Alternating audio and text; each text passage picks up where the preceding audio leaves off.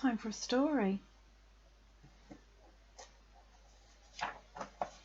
Now we are halfway through our book of Pooh, and now we're on the house at Pooh Corner, which is a separate book of stories. And this has a dedication to it and a contradiction. So I'm going to read those out of respect. The dedication.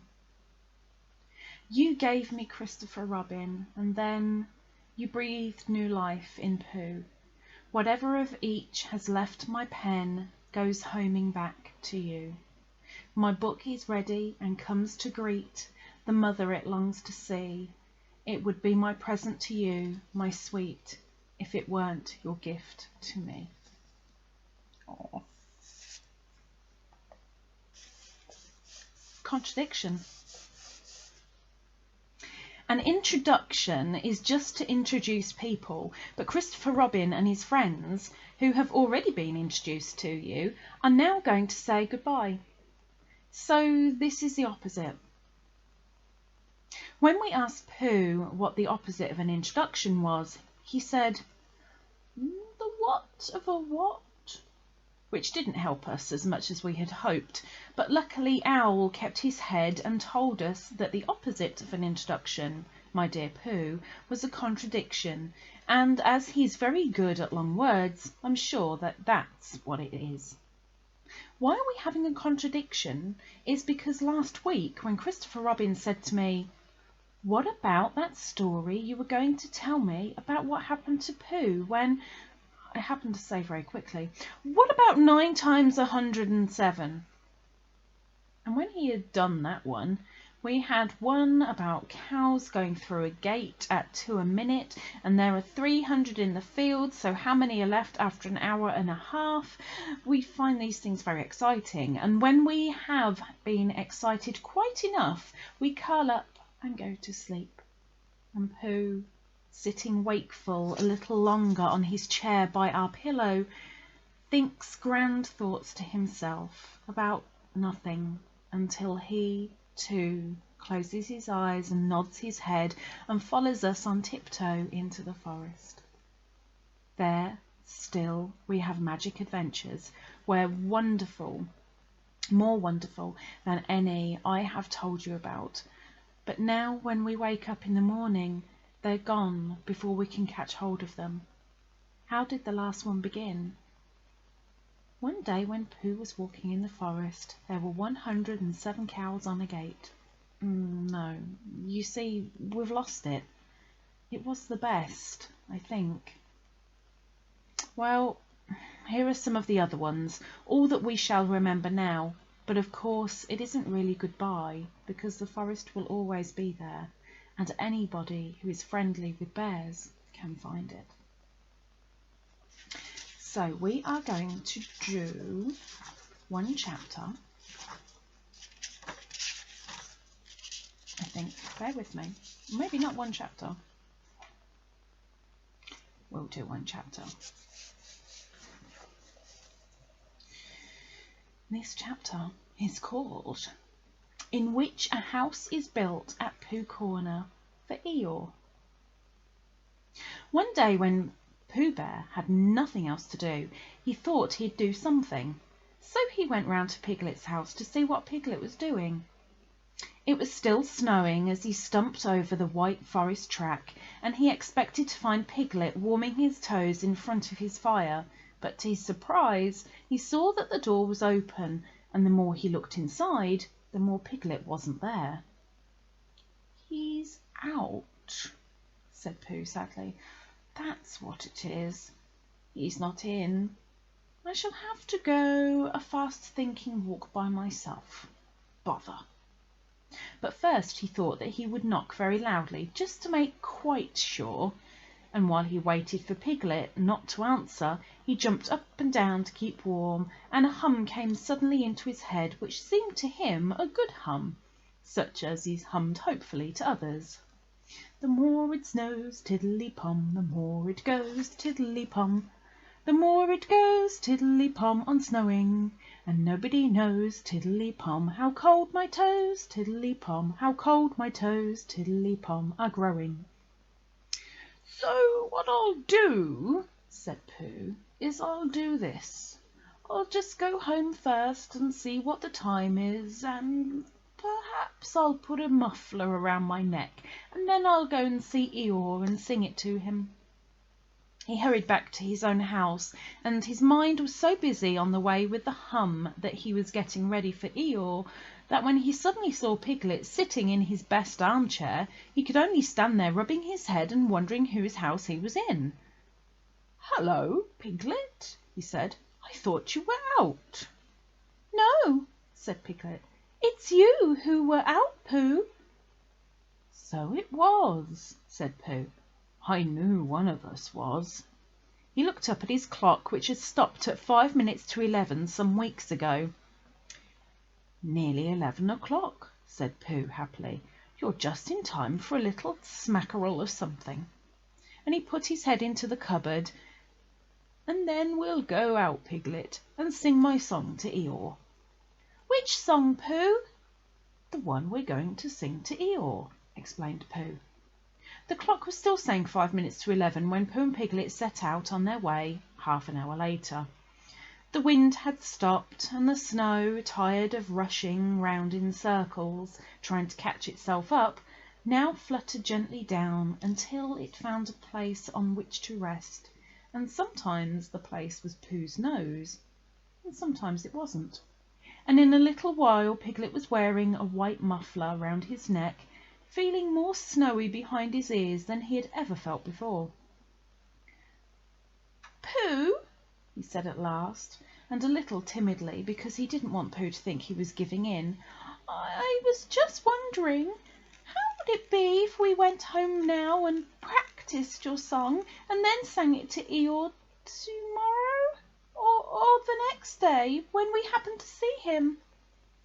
"That's a very good idea, Piglet," said Pooh. "We'll practise it now as we go along, but it's no good going home to practise it, because it's a special outdoor song which has to be sung in the snow." "Are you sure?" asked Piglet anxiously. "Well, you'll see, Piglet, when you listen, because this is how it begins. The more it snows, tiddly-pom." "Tiddly what?" said Piglet. "Pom," said Pooh. "I put it in to make it more hummy.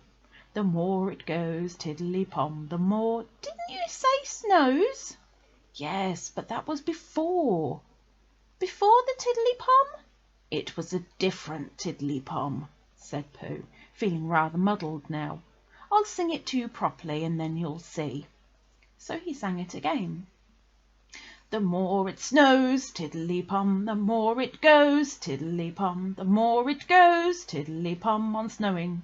And nobody knows, tiddly-pom, how cold my toes, tiddly-pom, how cold my toes, tiddly-pom, are growing. He sang it like that, which is much the best way of singing it, and when he had finished he waited for Piglet to say it. Of all the outdoor hums for snowy weather he had ever heard, this was the best. And after thinking the matter out carefully, Piglet said, "Pooh," he said solemnly, "it isn't the toes so much as the ears."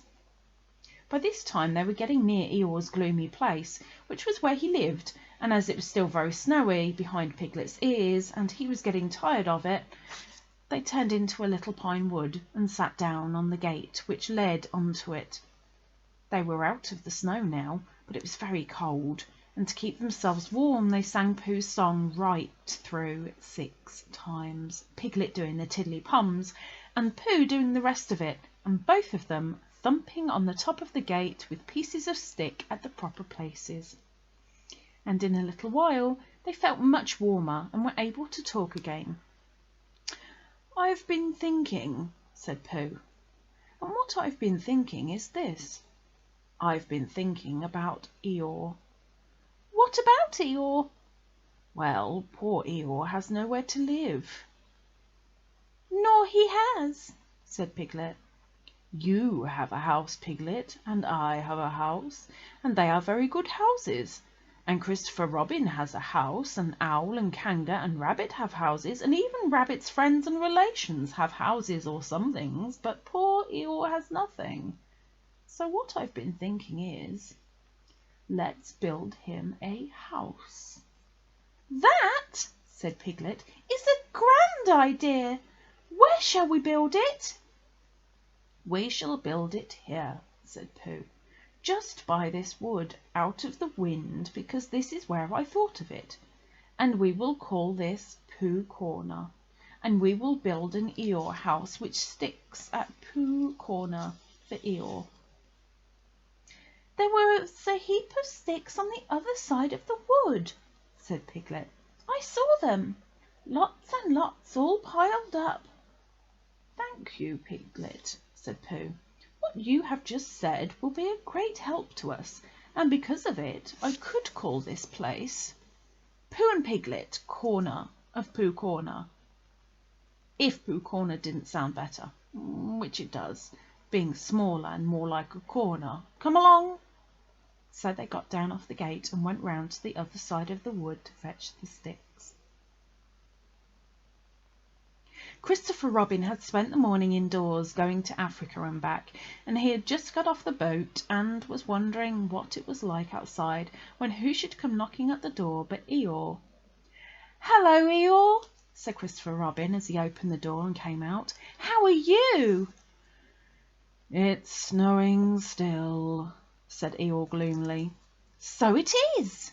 "And freezing." "Is it?" "Yes," said Eeyore. "However," he said, brightening up a little, "we haven't had an earthquake lately." "What's the matter, Eeyore?" "Nothing, Christopher Robin, nothing important. I suppose you haven't seen a house or what not anywhere about?" "What sort of house?" "Just a house." "Who lives there?" "I do. At least I thought I did. But I suppose I don't. After all, we can't all have houses." "But, Eeyore, I didn't know. I always thought—" "I don't know how it is, Christopher Robin, but what with all this snow and one thing and another, not to mention icicles and such like, it isn't so hot in my field about 3 o'clock in the morning as some people think it is. It isn't close, if you know what I mean. Not so as to be uncomfortable. It isn't stuffy. In fact, Christopher Robin," he went on in a loud whisper, "quite between ourselves, and don't tell anybody, it's cold." "Oh, Eeyore!" And I said to myself, the others will be sorry if I'm getting myself all cold. They haven't got brains, any of them, only grey fluff that's blown into their heads by mistake, and they don't think. But if it goes on snowing for another 6 weeks or so, one of them will begin to say to himself, Eeyore can't be so very too hot about 3 o'clock in the morning. And then it will get about, and they'll be sorry. "Oh, Eeyore!" said Christopher Robin, feeling very sorry already. "I don't mean you, Christopher Robin. You're different. So what it all comes to is that I built myself a house down by my little wood." "Did you really? How exciting!" "The really exciting part," said Eeyore in his most melancholy voice, "is that when I left it this morning it was there, and when I came back it wasn't. Not at all. Very natural, and it was only Eeyore's house, but still I wondered." Christopher Robin didn't stop to wonder. He was already back in his house, putting on his waterproof hat, his waterproof boots, and his waterproof mackintosh as fast as he could. "We'll go and look for it at once," he called out to Eeyore. "Sometimes," said Eeyore, "when people have quite finished taking a person's house, There are one or two bits which they don't want and are rather glad for the person to take back, if you know what I mean. So I thought if we just went—" "Come on," said Christopher Robin, and off they hurried, and in a very little time they got to the corner of the field by the side of the pine wood, where Eeyore's house wasn't any longer. "There," said Eeyore, "not a stick of it left. Of course I've still got all this snow to do what I like with. One mustn't complain." But Christopher Robin wasn't listening to Eeyore, he was listening to something else. "Can you hear that?" he asked. "What is it?" "Somebody laughing?" "Listen!" They both listened, and they heard a deep, gruff voice saying in a singing voice that the more it snowed, the more it went on snowing, and a small, high voice, tiddly-pomming in between. "It's Pooh!" said Christopher Robin excitedly. "Possibly," said Eeyore. "And Piglet!" said Christopher Robin excitedly. "Probably," said Eeyore. "What we want is a trained bloodhound." The words of the song changed suddenly. "We've finished our house," sang the gruff voice. "Tiddly-pom," sang the squeaky one. "It's a beautiful house." "Tiddly-pom." "I wish it were mine." "Tiddly-pom." "Pooh!" shouted Christopher Robin. The singers on the gate stopped suddenly. "It's Christopher Robin," said Pooh eagerly. "He's round by the place where we got all those sticks from." "Come on." They climbed down the gate and hurried round the corner of the wood, Pooh making welcoming noises all the way. "Why, here is Eeyore," said Pooh, when he had finished hugging Christopher Robin, and he nudged Piglet, and Piglet nudged him, and they thought to themselves what a lovely surprise they had got ready. "Hello, Eeyore." "Same to you, Pooh Bear, and twice on Thursdays," said Eeyore gloomily. Before Pooh could say, "Why Thursdays?" Christopher Robin began to explain the sad story of Eeyore's lost house, and Pooh and Piglet listened, and their eyes seemed to get bigger and bigger. "Where do you say it was?" asked Pooh. "Just here," said Eeyore. "Made of sticks?" "Yes." "Oh!" said Piglet. "What?" said Eeyore. "I just said, oh," said Piglet nervously, and so as to seem quite at ease he hummed Tiddly-Pom once or twice in a "what shall we do now" kind of way. "You're sure it was a house?" said Pooh. "I mean, you're sure the house was just here?" "Of course I am," said Eeyore, and he murmured to himself, "No brain at all, some of them." "Why, what's the matter, Pooh?" asked Christopher Robin. "Well," said Pooh, "The fact is," said Pooh. "Well, the fact is," said Pooh. "You see," said Pooh. "it's like this," said Pooh, and something seemed to tell him that he wasn't explaining very well, and he nudged Piglet again. "It's like this," said Piglet quickly. "Only warmer," he added after deep thought. "What's warmer?" "The other side of the wood, where Eeyore's house is." "My house?" said Eeyore. "My house was here." "No," said Piglet firmly. "The other side of the wood." "Because of being warmer," said Pooh. "But I ought to know." "Come and look," said Piglet simply, and he led the way.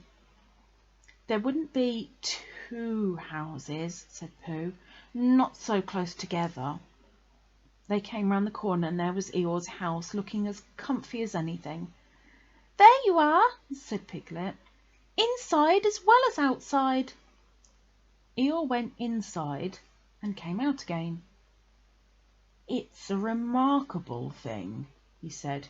"It is my house, and I built it where I said I did, so the wind must have blown it here, and the wind blew it right over the wood and blew it down here, and here it is as good as ever, in fact, better in places." "Much better," said Pooh and Piglet together. "It just shows what can be done by taking a little trouble," said Eeyore. "Do you see, Pooh? Do you see, Piglet? Brains first and then hard work. Look at it." "That's the way to build a house," said Eeyore proudly. So they left him in it, and Christopher Robin went back to lunch with his friends, Pooh and Piglet, and on the way they told him of the awful mistake they had made, and when he had finished laughing, they all sang the outdoor song, The Snowy Weather, the rest of the way home. Piglet, who was still not quite sure of his voice, putting in the tiddly-pums again. "And I know it seems easy," said Piglet to himself, "but it isn't everyone who could do it." Forgot to put the bookmark in. And that is the end of chapter 1 of The House at Pooh Corner. And we have a house at Pooh Corner with an Eeyore in it, built by Eeyore, and then built again by Pooh and Piglet. And the only person that knew the truth fully was Christopher Robin. Always away. I think for today that will be it. So we say goodbye to Christopher Robin, to Piglet, to Eeyore, and of course to Pooh. And you. Take care and thank you.